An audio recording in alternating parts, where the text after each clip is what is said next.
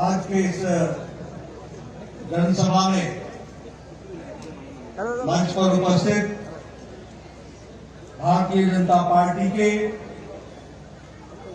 हमारे प्रदेश के अध्यक्ष श्री राजीव भट्टाचार्य जी, हमारे प्रदेश के यशस्वी मुख्यमंत्री सम्मानीय मानिक शाह जी, हमारे पूर्व मुख्यमंत्री और राज्यसभा के सांसद विप्लव देव जी, भारत सरकार में मंत्री बहन प्रतिमा भौमिक जी, पूर्व उप मुख्यमंत्री जिष्णुदेव बर्मन जी, यहाँ के लोकप्रिय सांसद रेवती जी, हमारे सम्मित पात्रा जी, महेश शर्मा जी, यहाँ मंच पर उपस्थित सभी मंत्रीगण, हमारे विधायकगण और यहाँ इतनी बड़ी संख्या में एकत्र आए देवी और सज्जनों, मेरे नौजवान साथी और मीडिया के मेरे साथी, प्रिंट मीडिया और इलेक्ट्रॉनिक मीडिया के मेरे साथी। सबसे पहले तो जब मैं त्रिपुरा की धरती पर आया हूं तो मैं सबसे पहले मां त्रिपुरा को नमन करते हुए अपनी बात को प्रारंभ करता हूं। त्रिपुरेश्वरी माता जी की आशीर्वाद लेकर अपनी बात को आप सबके सामने रखना चाहता हूं। और जब मैं साउथ त्रिपुरा में आया हूं, दक्षिण त्रिपुरा में आया हूं, तो यहां शांति बाजार में जो हमारा बहुत प्रसिद्ध काली मंदिर है, उसको भी मैं नमन करते हुए अपनी बात को प्रारंभ करता हूं। मित्रों, मुझसे पूर्व राजीव भट्टाचार्य जी ने, हमारे विप्लव देव जी ने और हमारे सभी पूर्व वक्ताओं ने, प्रतिमा जी ने, हमारे मुख्यमंत्री जी ने आपके सामने बहुत ही तफसील से किस तरीके से मोदी जी के नेतृत्व में देश आगे बढ़ा है और त्रिपुरा का भी विकास हुआ, देश का भी विकास हुआ, इन सारी बातों को बहुत गहराई से आपके सामने रखा है। मैं एक ही बात कहना चाहता हूं कि ये जो 9 साल प्रधानमंत्री मोदी जी के नेतृत्व में जो हम सब लोगों ने देखा है, उसमें हमने पाया है कि इन 9 सालों में भारत की तस्वीर और तकदीर को मोदी जी के नेतृत्व ने बदल डाला है। इसको मैं गौरव के साथ कह सकता हूं। और जब मैं ये कहता हूं तो मैं आप सबको ये भी याद दिलाना चाहता हूं कि आप 2014 के पहले का भारत देखो और 2014 के बाद का भारत देखो। 2014 से पहले कैसा भारत था? 2014 से पहले भारत था जिसका नाम भ्रष्टाचारी देशों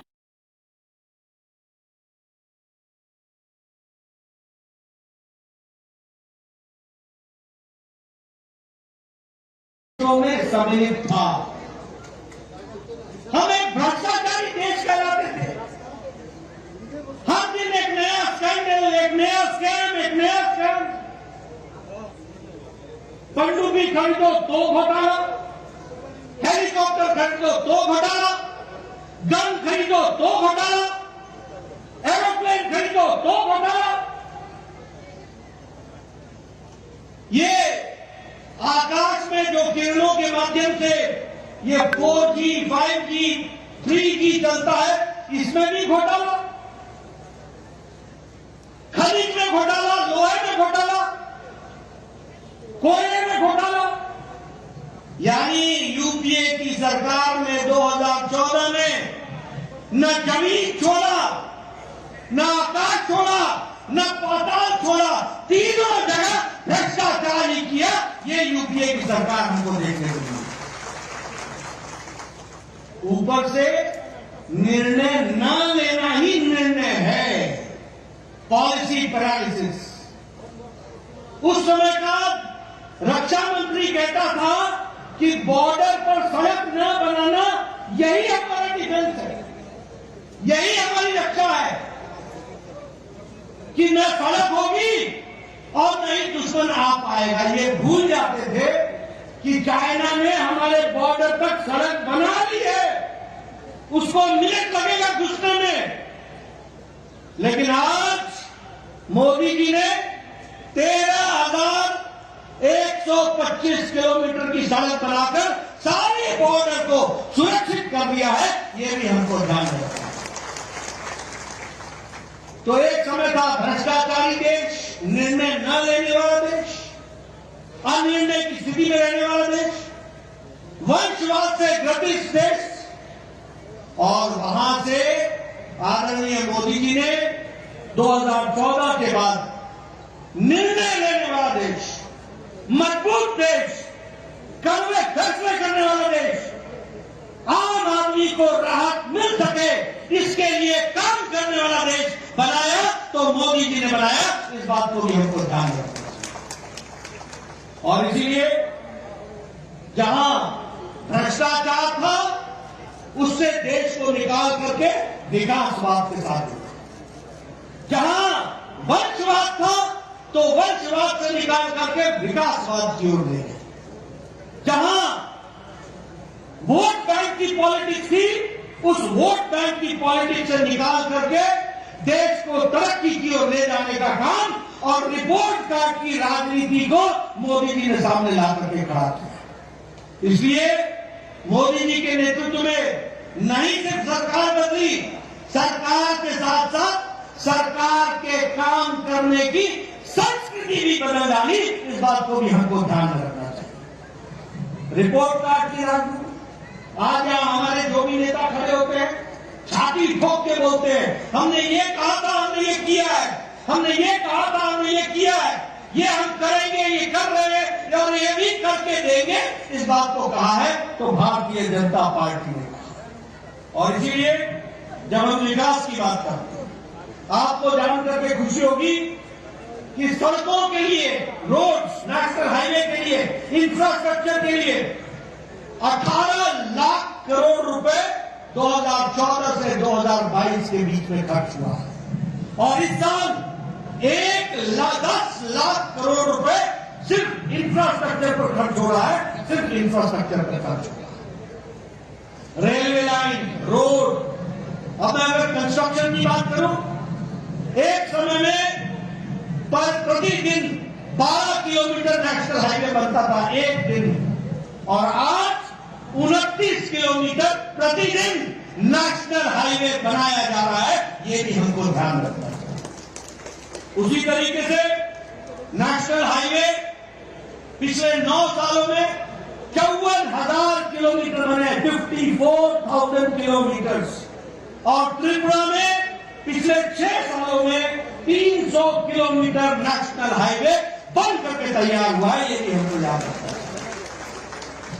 ये जो अगरतला से शांति बाजार तक और ये जो साउथ त्रिपुरा है, अब ये नेशनल हाईवे है कि नहीं है? ये नेशनल हाईवे किसने दिया? 2016 में मोदी जी ने दिया और नितिन गडकरी जी ने काम करा करके ये भी आपको दिया। और आज 6 नेशनल हाईवे आज त्रिपुरा में उनका काम चल रहा है और वह आपको त्रिपुरा को दिया गया है। उसी तरीके से अगर हम बात करें तो 37,000 किलोमीटर रेलवे ट्रैक को इलेक्ट्रीफाई कर दिया गया है। यानी अब 37,000 किलोमीटर की सड़क रेलवे ट्रैक पर इलेक्ट्रिक की ट्रेन दौड़ती है, इलेक्ट्रिफिकेशन हो गया है। यह भी हमको ध्यान रखना चाहिए। और अगरतला से अखुरा रेल लिंक, जिसका इंडियन साइड जो भारतीय साइड है उसमें 5.40 किलोमीटर, 460 किलोमीटर, ये टोनियर, ये जो हमारा नॉर्थ ईस्ट हमारा डिपार्टमेंट है उसके माध्यम से इसका काम हुआ है। और 6.8 किलोमीटर ये बांग्लादेश में जो रेलवे ट्रैक बन रहा है, इसका खर्च मिनिस्ट्री ऑफ एक्सटर्नल अफेयर्स विदेश मंत्रालय ने दिया है। और अब अगरतला से कलकत्ता जाने का समय 31 घंटे से घट करके 10 घंटे हो जाएगा। ये विकास की नई कहानी की जा रही है। ये है बदलता भारत। पहले हम बांग्लादेश में के माध्यम से सोच नहीं सकते थे। आज हमने रेलवे ट्रैक के काम को आगे बढ़ाया। आपको जान करके खुशी भी होगी और आश्चर्य भी होगा।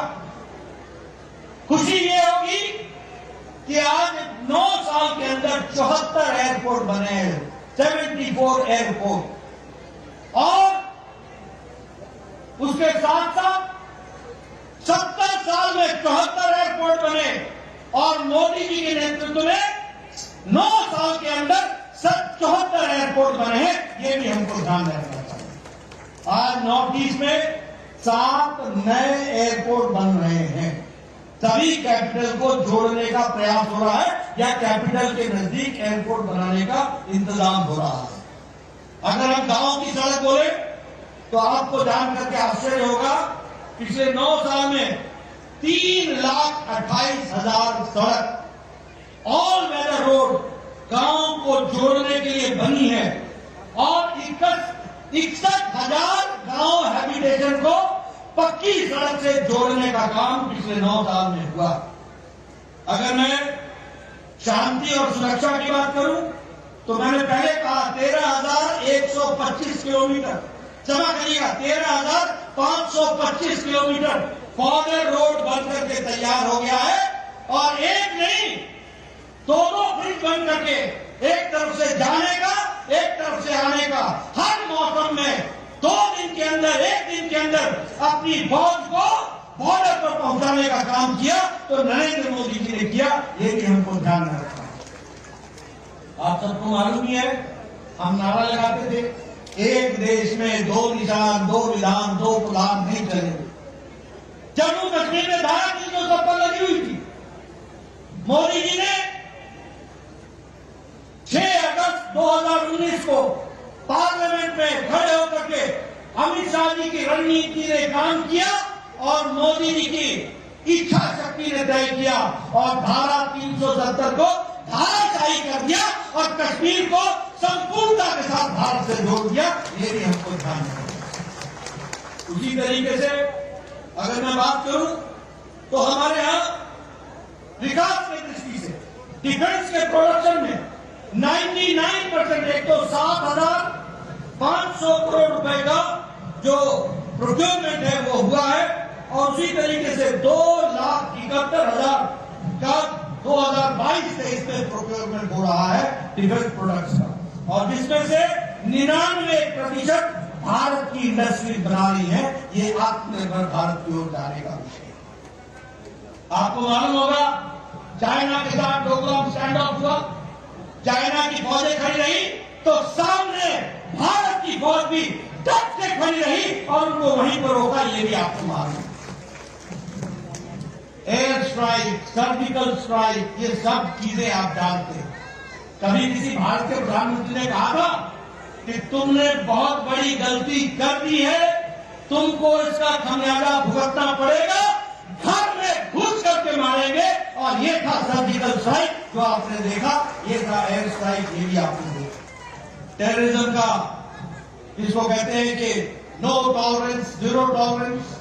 अगर मैं बात करूं आत्मनिर्भरता की ओर, तो आज भारत AK-203 बनाने लगा है, असॉल्ट राइफल बनाने लगा है, उसी तरीके से प्रचंड हेलीकॉप्टर बनाने लगा है, उसी तरीके से INS विक्रांत भारत ने लड़ाकू जहाज बना करके दिखा दिया है, और भारत की फौज में वो बेड़ा में वो शामिल हुआ है। ये भी हमको ध्यान में रखना।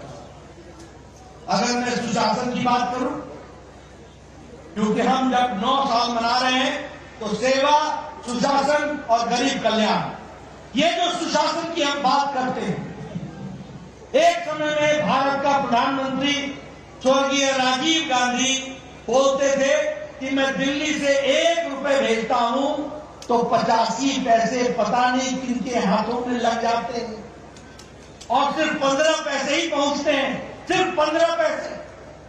आज बदलता भारत मोदी जी के नेतृत्व में 22,40,000 करोड़ रुपए लोगों के खाते में, बैंक में पहुंचा दिया गया।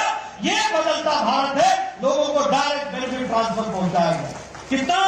22,40,000 लाख करोड़, जिसमें से 2,20,000 करोड़ रुपए, लाख करोड़ रुपए, ये जो पिलफरेज हो जाता था, ये जो बीच में बिचौलिए खा लेते थे, इसको भी रोकने का काम किया है। कितना?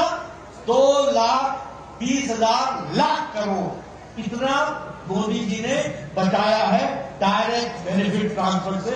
यह है सुशासन। आज common service centre 5,47,000 common service centre बने और 2.5 लाख गांव में हमारा नौजवान कॉमन सर्विस सेंटर खोल के खड़ा है।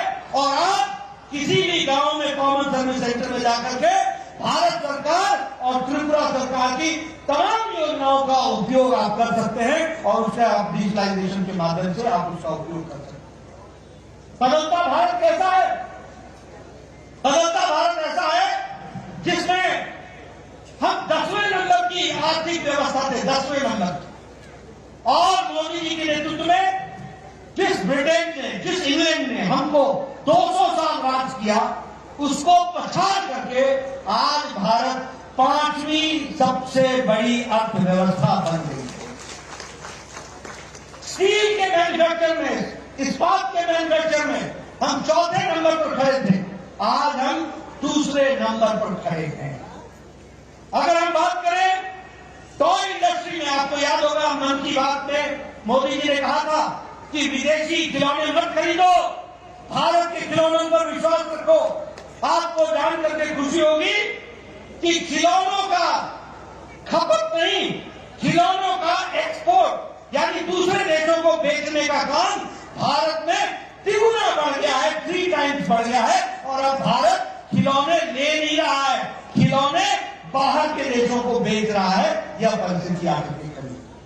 उसी तरीके से जापान, जो गाड़ियों के लिए जाना जाता था, कार के, उसको पिछाड़ करके अब Bharat 3rd largest market automobile की बन गई है, 3री लार्जेस्ट मार्केट ऑटोमोबाइल की बन गई। और उसी तरीके से फॉरेन डायरेक्ट इन्वेस्टमेंट हमारे यहां $84.8 बिलियन फॉरेन का इन्वेस्टमेंट भारत में बढ़ा है। यह भी हमको समझने की जरूरत है। 50% हमारा इलेक्ट्रॉनिक गुड्स में एक्सपोर्ट बढ़ा है। और इसी तरीके से हमारे विकास के नए नए आयाम बने हैं। आपको जान करके खुशी होगी, आपने कभी सोचा था? मुझे कोई एग्जैक्ट नंबर नहीं मालूम, याद नहीं है, शायद मुझे समृद्धि जी बता दे, लेकिन शायद 470 एयरबस हमने ऑर्डर किया है। 470 एयरबस भारत में ऑर्डर किया है, 470। कभी आपने सोचा है हवाई चप्पल वाला हवाई जहाज में घूमेगा? ये कल्पना मोदी जी ने करके दिखाई है। आखिर ये 470 एयरबस क्यों खरीदे जा रहे हैं? इसलिए कि भारत के लोगों में ये ताकत पैदा हो रही है कि वो हवाई जहाज का सफर कर सके और उसके लिए 470 कर सके। और ये जब 470 बसें खरीदी जा रही है तो जो बाइडेन कहते हैं क्या एक लैंडमार्क ऑर्डर अमेरिका को मिला है। इससे हमारे 44 स्टेट्स के लोगों में एम्प्लॉयमेंट बढ़ेगी। ये जो बाइडेन कहते हैं अमेरिका के राष्ट्रपति। उसी तरीके से रोल्स रॉयस के जो इंजिन हैं वो एयरबस खरीदेगा और इसके लिए यूके के प्रधानमंत्री ये कहते हैं कि समय 2050 तक भारत दुनिया की 3री सबसे बड़ी अर्थव्यवस्था बन जाएगी। ये ऋषि सुनक बोलते हैं। और उसी तरीके से हमारे विकास के दृष्टि से इकोनॉमिक पावर के रूप में उनको प्रोजेक्ट किया जाता है, वो भी हमको देखने को मिलता है। मित्रों, मैं यहां आप लोगों को क्लियर कर देना चाहता हूं और मैं चाहता हूं मेरे आंकड़े मीडिया वाले नोट कर लें और सही मायने में भारत की तस्वीर लोगों के सामने रखें। ये जो कांग्रेसी भाई है ना और ये सीपीएम के, ये अनपढ़ लोग, क्षमा करिएगा मैं शब्द बोल रहा हूं अनपढ़, इनको पढ़ाई लिखाई से कोई वास्ता नहीं है। जहां खड़े होते गरीबी, बेरोजगारी, अरे रोजगार के बारे में तुमने बता दिया, आज 5th लार्जेस्ट इकोनॉमी बन गई है। अगर रोजगार नहीं होता तो ये इकोनॉमी कैसे बनती? अगर हम सबसे बड़ी इकोनॉमी बनने की तरफ बढ़ रहे हैं तो रोजगार के साधन देने का काम भी भारत कर रहा है, ये हमको समझना है। लेकिन इन अनपढ़ लोगों को मैं बताना चाहता हूं, दुनिया में कोरोना आया, देश में, दुनिया में सब जगह मंदी हुई, दुनिया में रूस का और यूक्रेन का झगड़ा हुआ और ये सप्लाई चेन सबका टूटा, सभी को आर्थिक समस्या आई। लेकिन इस आर्थिक समस्या में मैं आपको बताना चाहता हूं, भारत दुनिया का फास्टेस्ट ग्रोइंग इकोनॉमी है। ये सबसे तेज गति से आर्थिक व्यवस्था को बढ़ाने वाला जीडीपी का देश है, ये भी समझो। और मैं कहने के लिए नहीं कह रहा हूं, नोट कर ले मेरे मित्र पत्रकार भाई, इंडिया की जीडीपी है 8.7% के हिसाब से ग्रो कर रही है, 8.7%। मॉर्गन स्टैनली ये बैंक अपनी रिपोर्ट में कहता है कि भारत की अर्थव्यवस्था सबसे मजबूत है दुनिया में, ये मॉर्गन स्टैनली बोलता है सबसे मजबूत है। और ऑस्ट्रेलिया की विकास दर क्या है, जीडीपी क्या है, 2.2, India 8.7, Australia 2.2%, Germany 2.6%, south Korea 4.1%, Canada 4.5%, Brazil 4.6%, south Africa 4.9%, USA, United states of America, America 5.9%, France 6.8%, United kingdom 7.5% और इंडिया 8.7% पे खड़ा है, ये हमको जानना है। अब मैं अगर महंगाई की बात करूं, इन्फ्लेशन की बात करूं, ये अनपढ़ कांग्रेसी भाइयों को समझा देना, ये महंगाई बोलते हैं ना, इनकी महंगाई हमने देखी है। आप बड़े महंगे हो गए हो आज, आपको नहीं पता चलता कि सच्चाई क्या है। मैं आपको बताना चाहता हूं, इन्फ्लेशन इंडिया 4.2% पर खड़ा है, यूनाइटेड स्टेट्स 4.9% पे खड़ा है, फ्रांस 5.1% पर खड़ा है, यूरो एरिया 6.1% पर खड़ा है, ऑस्ट्रेलिया 7% पर खड़ा है, इटली 7.69% पर खड़ा है, यूनाइटेड किंगडम 8.7% पर खड़ा है।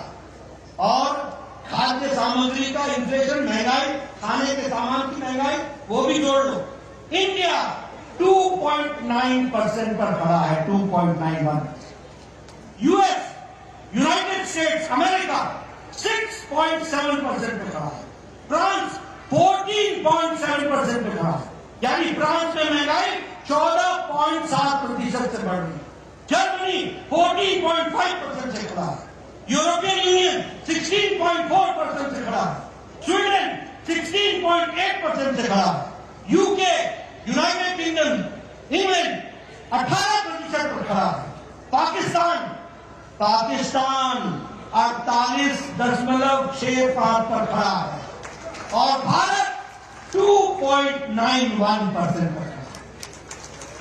ये बदलता भारत। मैं चाहूंगा इन आंकड़ों को, मेरे पत्रकार बंधु, जरा दुनिया की तस्वीर दिखाओ, क्या पाकिस्तान, क्या श्रीलंका और क्या भारत और क्या अमेरिका, क्या फ्रांस, क्या इटली, क्या जर्मनी, क्या स्विट्जरलैंड, भारत कहां पर खड़ा है? आज भारत आर्थिक जगत में, दुनिया की नजर में ये ब्राइट स्पॉट है, तो वो भारत है, भारत है, भारत। मैं आपको बताना चाहता हूं, अभी कल परसों तूफान हटा, आपने दुनिया में भी तूफानों की तस्वीरें देखी होंगी, आपने देखा होगा चीन में किस तरीके से शहरों में पानी आया है, आपने देखा होगा अमेरिका में किस तरीके से जंगल जल रहे, आपने टीवी पर देखा होगा किस तरीके से तूफान मकानों को चिथड़े उड़ा रहा है। लेकिन ये भारत है, बदलता भारत, जहां तूफान आने से पहले हमारे साइंटिस्ट और हमारी इक्विपमेंट्स इतनी मजबूत मोदी जी ने लगाई है कि हमें 1-1.5 सप्ताह पहले पता चल जाता है कि तूफान कब आएगा, कहां आएगा, किस कितनी जोर से आएगा और उसकी कैसे व्यवस्था करनी। और आप देखिए परसों तूफान आया, प्रधानमंत्री मोदी जी ने 1 हफ्ते पहले से तैयारी की। 1 लाख लोगों को सुरक्षित स्थानों पर पहुंचाया गया, 1 लाख लोगों को। उसी तरीके से यह भी बताया गया कि 125 किलोमीटर की स्पीड से आएगा। पेड़ उखड़ गए, प्रकृति पर किसी का जोर नहीं, लेकिन जान माल का नुकसान नहीं होने दिया। यह प्रधानमंत्री मोदी जी की तस्वीर को ध्यान में रखकर के हमको ध्यान में रखना चाहिए। पूरी तैयारी की गई, एनडीआरएफ को लगाया गया और प्रदेश और सेंटर के कोऑर्डिनेशन के कारण यह तूफान जो तबाही मचा सकता था उसको सुरक्षित तरीके से लोगों को बचाने का काम किया, तो वो प्रधानमंत्री मोदी जी के द्वारा हुआ है। आज ये बदलता भारत की तस्वीर है। इतना बड़ा चक्रवात आए, इतना तूफान आए, 125 किलोमीटर के माध्यम से आए, 1 लाख लोगों को सुरक्षित पहुंचाया जाए, एनडीआरएफ को लगाया जाए, केंद्र और राज्य के द्वारा कोऑर्डिनेशन में काम किया जाए और जान माल की रक्षा की जाए। ये बदलता भारत है जिसको हमको ध्यान में रखना चाहिए। मित्रों, मैं अपना ज्यादा समय नहीं लूंगा। अभी हमारे राजीव भट्टाचार्य जी आपसे चर्चा कर रहे थे। गांव, गरीब, वंचित, पीड़ित, शोषित, दलित, किसान, युवा, महिला, सबको अगर ताकत दी है, सशक्तिकरण किया है, तो मोदी जी के नीतियों ने किया है। यह हमको ध्यान में 4 करोड़ से ज्यादा घर प्रधानमंत्री आवास योजना में बने। कितने? 4 करोड़। और 3,50,000 घर त्रिपुरा में बने, 3,50,000 घर। और मुझे याद है वो एयरपोर्ट के बगल में बॉर्डर के गांव में मैं गया था, लंकापुरा में गया था मैं। वहां मैंने चाय पी थी। हमारा गरीब भाई था, उसको प्रधानमंत्री आवास योजना मिला था। घर देख करके मेरा दिल इतना खुश हुआ। 2 कमरे, बेडरूम, 1 किचन अलग से, 1 शौचालय अलग से, किचन में गैस का चूल्हा, सामने कोर्टयार्ड, ऊपर छत, पक्का मकान और घर का मालिक नहीं, मालकिन उसकी मालिक। यह है प्रधानमंत्री आवास योजना, यह है महिला सशक्तिकरण। कितना दिया? 4 करोड़ घर, 3,50,000 त्रिपुरा में। मित्रों, ये जो हमारे एमएलए साहिबान बैठे हैं ना, ये बड़े खुशनसीब हैं कि इनको प्रधानमंत्री मोदी जी जैसा मिला है। मैं 1993 में 1993 में पहली बार एमएलए बन गया था। मैं आपको घटना सुनाना चाहता हूं। मेरा वीडियो आता था मेरे पास, नड्डा साहब आपको खुशखबरी सुनानी है, सुनो। कहता था कि आपको इंदिरा आवास योजना में एक पंचायत में 1 घर मिला है, बताइए किसको दे। मैं कहता था मेरी तबीयत खराब हो जाती। मैं सोचता था मैं कैसे न्याय करूंगा, 1 अनाथ 100 बीमार, कैसे ही इंदिरा आवास को मैं बांटूंगा, किसको दूंगा, किस गरीब को मैं उसके आंसू पहुंचूंगा। 1 पंचायत में 1 घर 1 साल में। यह तस्वीर हमने देखी है। मैं वीडियो को बोलता था जो सबसे गरीब आपको लगता है उसको आप दे दो, मैं फैसला नहीं करता। ये दिन मैंने देखे हैं।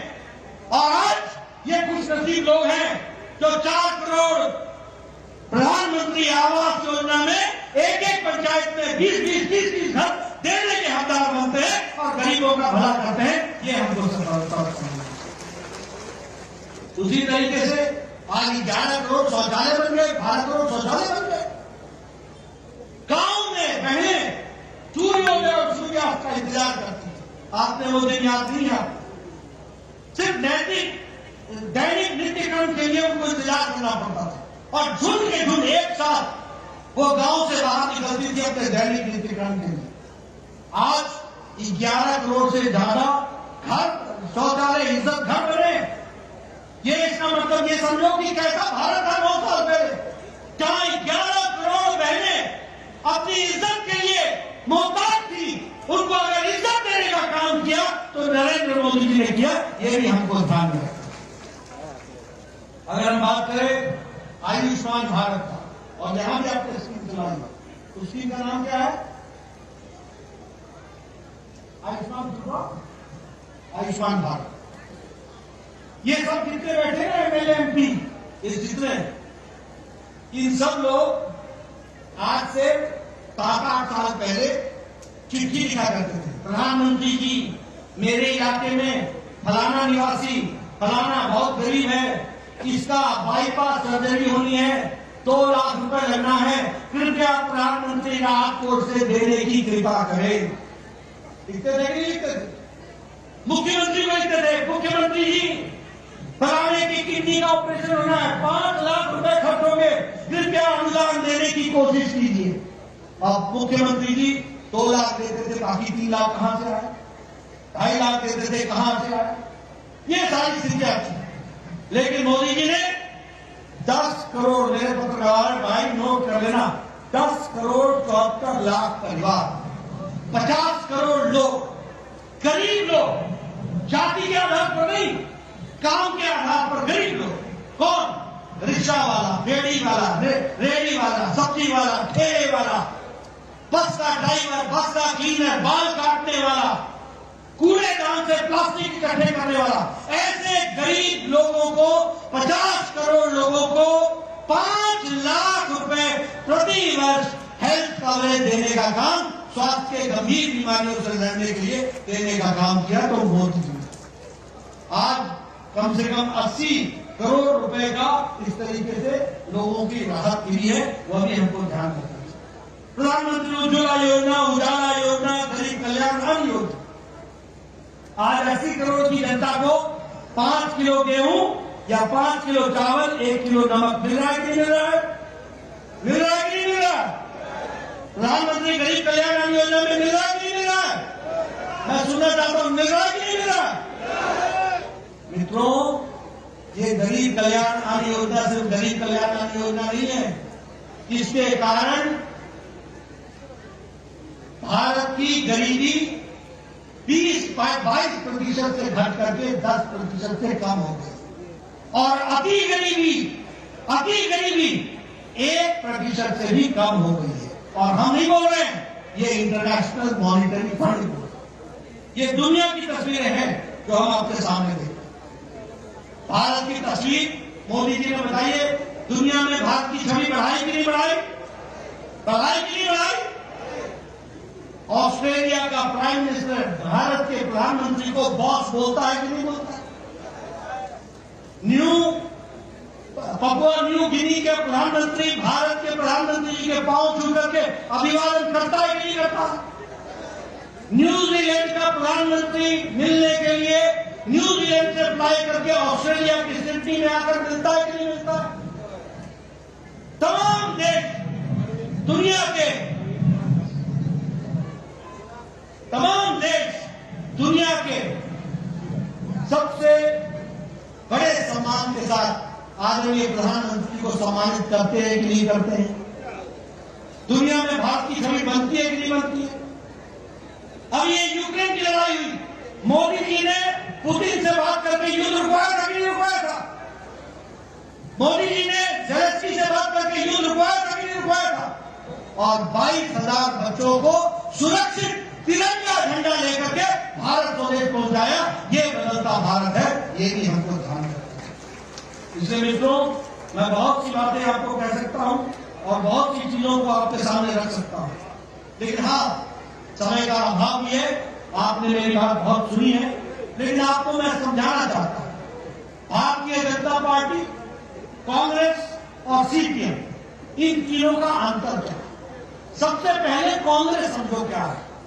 कांग्रेस का मतलब है करप्शन, कांग्रेस का मतलब है भ्रष्टाचार, कांग्रेस का मतलब है कमीशन, कांग्रेस का मतलब है नॉन गवर्नेंस, कुशासन, कांग्रेस का मतलब है पॉलिसी पैरालिसिस, कांग्रेस का मतलब है भाई भतीजावाद, नेपोटिज्म, कांग्रेस का मतलब है परिवारवाद, कांग्रेस का मतलब है failure of law and order, Congress का मतलब, और सीपीएम का मतलब क्या है? सीपीएम का मतलब है टारगेटेड किलिंग, सीपीएम का मतलब है लूट ऑफ गवर्नमेंट फंड, सीपीएम का मतलब है लॉलेसनेस, सीपीएम का मतलब है कोलैप्स ऑफ एडमिनिस्ट्रेशन, सीपीएम का मतलब है लूट ऑफ राशन, सीपीएम का मतलब है physical liquidation of your political opponent, political rivals. और बीजेपी का मतलब क्या है? बीजेपी का मतलब है डेवलपमेंट, बीजेपी का मतलब है हाईवे, बीजेपी का मतलब है रेलवे, बीजेपी का मतलब है एयरवे, बीजेपी का मतलब है इंटरनेट, बीजेपी का मतलब है विकास, बीजेपी का मतलब है इंफ्रास्ट्रक्चर, बीजेपी का मतलब है शिक्षा, बीजेपी का मतलब है स्वास्थ्य, बीजेपी का मतलब है गरीब कल्याण, बीजेपी का मतलब है गरीब सशक्तिकरण, बीजेपी का मतलब है महिलाओं का उत्थान, बीजेपी का मतलब है युवाओं को ताकत देना, बीजेपी का मतलब है सबका साथ, सबका विकास, सबका विश्वास, सबका प्रयास। इसलिए मित्रों, आप साफ साफ तस्वीर समझ लो, कांग्रेस किन बातों के लिए खड़ी होती है, सीपीएम ने आपको किस तरीके का राज दिया, और आज पहले विप्लव देव और अंबानी साहब के नेतृत्व में त्रिपुरा को मोदी जी के आशीर्वाद से किस तेजी से आगे बढ़ा रहे हैं, इसको भी आपको ध्यान में रखना चाहिए। आपका ज्यादा समय न लेता हुआ आपको 9 साल की मैं बधाई भी देता हूं, और ये ध्यान में रखिए कि हमको देश को मजबूती लाने के लिए स्टेबिलिटी लानी होगी, मोदी जी को ताकत देना होगा, भारतीय जनता पार्टी को मजबूती देनी होगी, कमल को खिलाना पड़ेगा, और कमल को खिला करके त्रिपुरा को आगे बढ़ाएंगे, देश का योगदान बढ़ाएंगे, देश को आगे बढ़ाएंगे। इन्हीं शब्दों के साथ बहुत बहुत धन्यवाद। जय भारत, जय त्रिपुरा।